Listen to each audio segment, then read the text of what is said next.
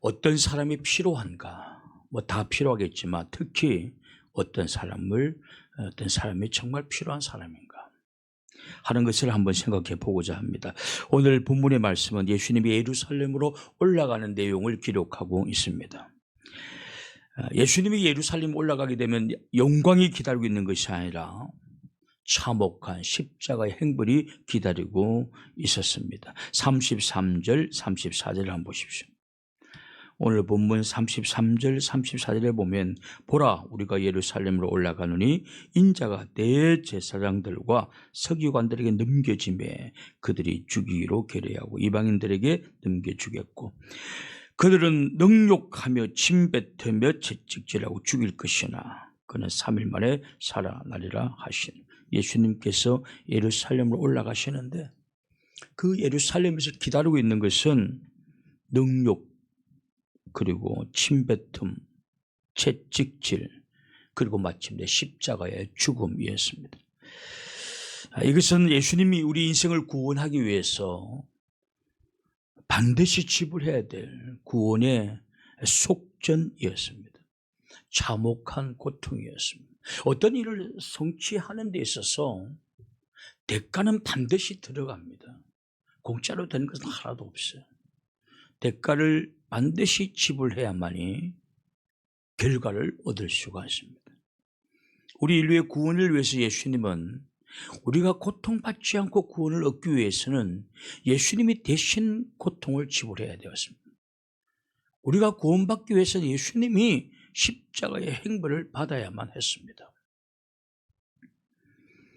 그래서 예수님께서는 예루살렘으로 올라가고 있었습니다. 이 십자가가 가까워질 때 제자들은 다양한 행동을 보였습니다. 야, 이거 나도 십자가 지는 거 아닌가? 그 십자가 앞에서 많은 사람들이 다양한 행동을 보이는데 그 첫 번째가 어떤 이들은 도망을 갔습니다. 예수님이 잡히자 도망을 갔습니다. 마가복음 14장 50절 52절 한번 보십시오. 마가복음 14장 50절 52절에 보면 이런 말씀이 나옵니다. 마가복음 14장 50절에서부터 52절에 보면 제자들이 다 예수를 버리고 도망하니라. 한 청년이 벗은 몸에 벳 옷이불을 두르고 예수를 따라가다가 무리에게 잡힘에 벳 옷이불을 버리고 벗은 몸으로 도망하니라. 마가복음이 마가가 기록하지 않았습니까? 그래서 마가가 자기 자신이 옷을 벗고 도망간 것을 제3자인 것처럼 하면서 기록해 놓았다. 그것이 보통 신학자들의 해석입니다. 예수님이 잡히시자 제자들은 이거 십자가 고난받는 거 아닌가? 그리고 다 도망갔습니다. 그리고 어떤 사람은 너무 급한 나머지 옷을 벗어버리고 도망을 갔습니다. 그런가 하면 또 어떤 제자는 바로 도망은 가지 않았지만 멀찍이 마치 예수님의 제자가 아닌 것처럼 멀찍이 따라가기도 하였습니다. 마태복음 26장 57절 58절을 한번 보십시오. 마태복음 26장 57절 58절에 보면 이런 말씀이 나옵니다. 예수를 잡은 자들이 그를 끌고 대제사장 가야바에게로 가니 거기 서기관들과 장로들이 모여 있더라. 베드로가 멀찍이 예수를 따라 대제사장의 집들에까지 가서 그 결말을 보려고 안에 들어가 하인들과 함께 앉아 있더니 베드로는 예수님이 잡히시자 따라가기는 따라갔지만 멀찍이 따라갔습니다. 우리가 멀찍이 따라간다는 것을 심리학적으로 이런 쉽게 해석을 할 수 있지 않겠습니까? 멀찍이 따라간다는 것은 예수님과 함께 운명 공동을 하지 않겠다는 것이죠. 예수님이 잡혀가다가 예수님이 위기가 오면 자기는 멀찍이 갔다가 눈치 보고 도망가겠다 그런 표현이 있어요. 한쪽 다리는 일단 빼놓고 신앙생활 하는 거죠. 주님 따라가는 것이죠. 그러니까 십자가가 가까이 오자 제자들은 다양한 행동을 하였습니다. 어떤 이들은 도망가기도 하고 어떤 이들은 멀찍이 눈치 보면서 여차하면 도망가겠다. 그런 마음으로 따라갔습니다. 근데 오늘 본문에 보면 예수님께서 예루살렘에 가면서 능욕과 침뱉음과 채찍과 십자가의 죽음이 있을 것이라는 것을 예수님 다 알고 계셨습니다. 근데 예수님은 어떻게 하셨는가? 32절 보세요. 32절에 보면 이런 말씀이 나옵니다. 32절에 보면 예루살렘으로 올라가는 길에 예수께서 그들 앞에 서서 가시는데 그들이 놀라고 다른 자들은 두려워하더라. 이에 다시 12 제자를 데리시고 자기가 당할 일을 말씀하여 이르시되, 읽은 9절 상반절에 보면 그들 앞에 서서 갔다. 자신이 가게 되면 고난을 받는다는 걸 뻔히 알면서 고난이 기다리고 있는 걸 알면서도 본인은 앞서 갔다. 제자들은 두려워했어요. 예수님을 따라가면서 굉장히 오늘 본문은 감정을 아주 리얼하게 표현하고 있습니다. 놀라고 제자들은 막 놀랐습니다. 그러니까 어떻게 도망가야 되나 계속 가야 되나 놀라고 두려워요. 진짜 그런 일이 일어날까? 야, 일어나면 어떡하지? 그랬다는. 그러니까 이런 심리적인 반응에서는 앞서간다는 게 불가능하죠. 그런데 예수님은 그들 앞에 서서 그러니까 제자들은 따라간 거죠. 한 사람의 영웅적인 한 모습, 담대하게 앞을 질러 갔다는 것입니다. 그러니까 제자들은 따라갔다는 것입니다. 여러분, 인류 역사는 앞장서서 가는 사람들에 의해서 다 발전이 되어집니다. 도망가는 사람들에 의해서 역사가 발전된 적은 없어요. 눈치만 보면 멀찍이 따라간 사람들에 의해서 역사가 발전된 적은 없습니다.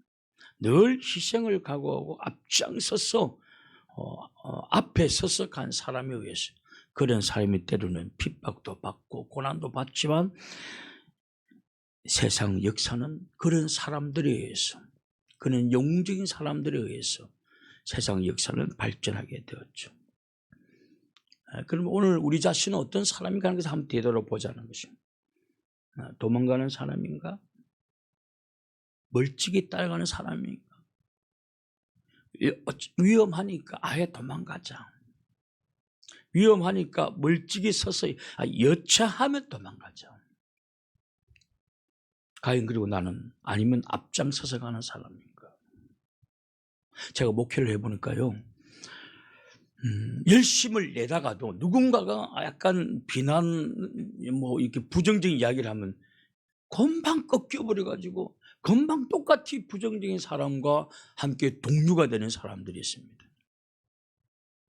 너무 안타깝습니다. 그러면 그렇게 앞장서서 헌신적인 삶을 살면 누가 부정적인 말을 해도 한마디야.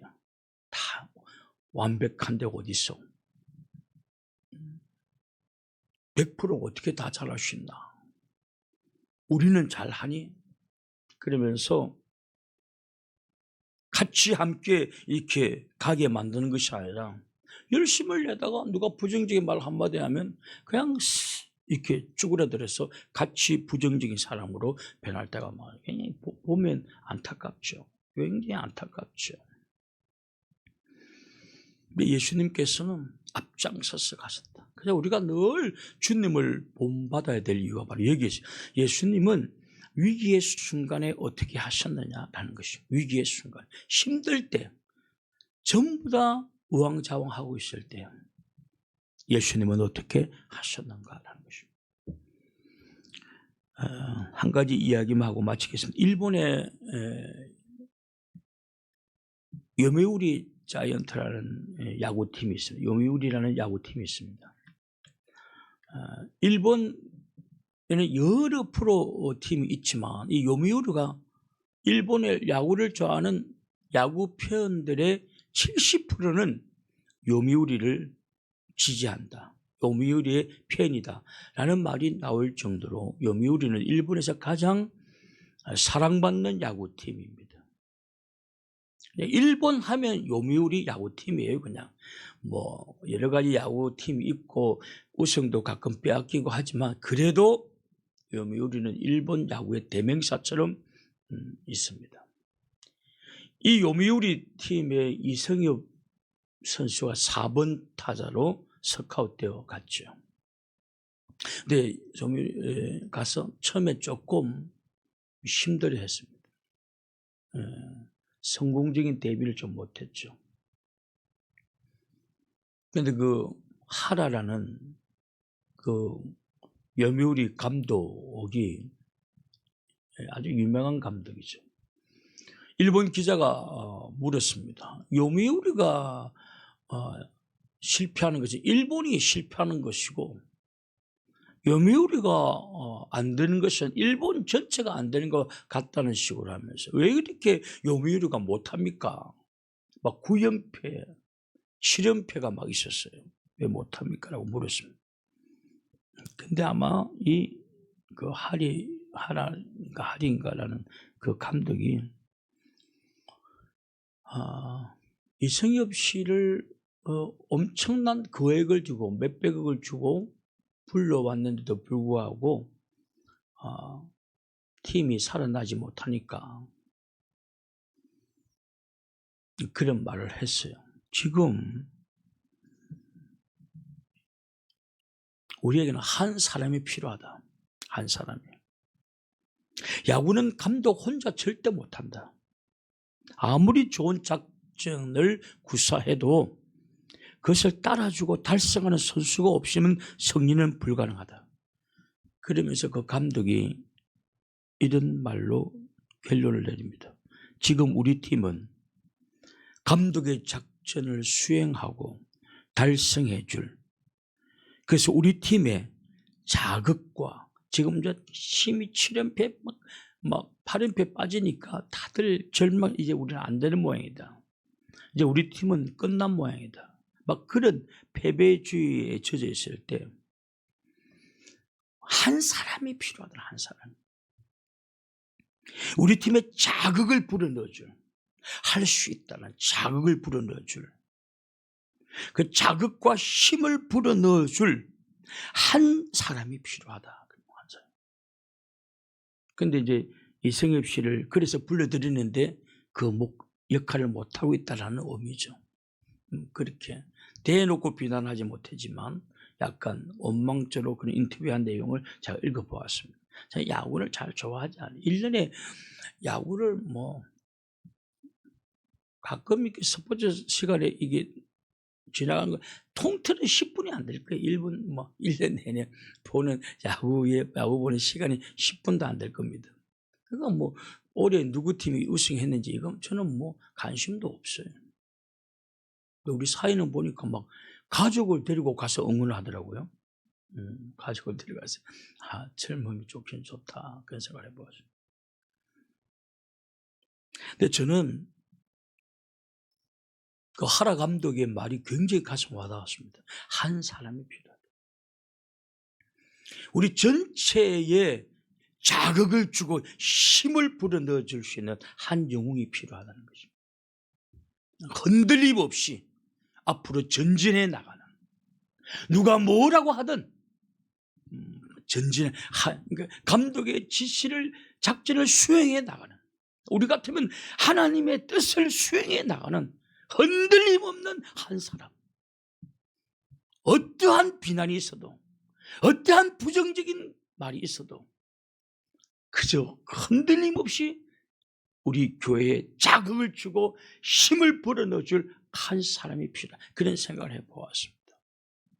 근데 그 한 사람에 의해서 역사는 일어나는 것입니다. 아름다운 열매는 맺히는 것입니다. 다 잘합시다. 잘 안 돼요. 한 사람이 필요한 거예요. 한 사람이. 오늘 이 내용을 읽으면서 그렇다면 나는 누구인가? 우리는 누구인가?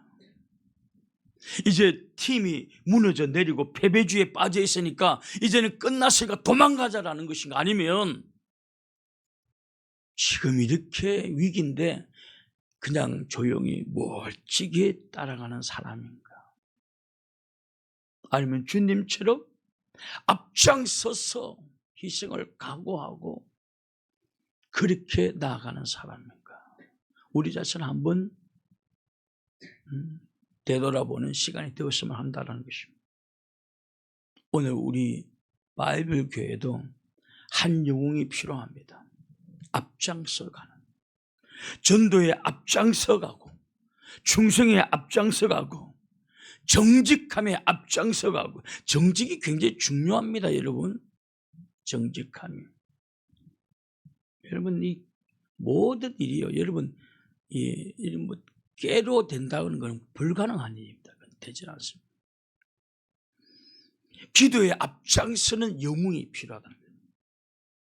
그 한 영웅, 모든 사람들에게 자극을 주고 힘을 주고 도전을 주는 앞장서가는 한 영웅, 그것이 필요하다는 것입니다. 나는 누구인가? 나는 어떤 사람인가?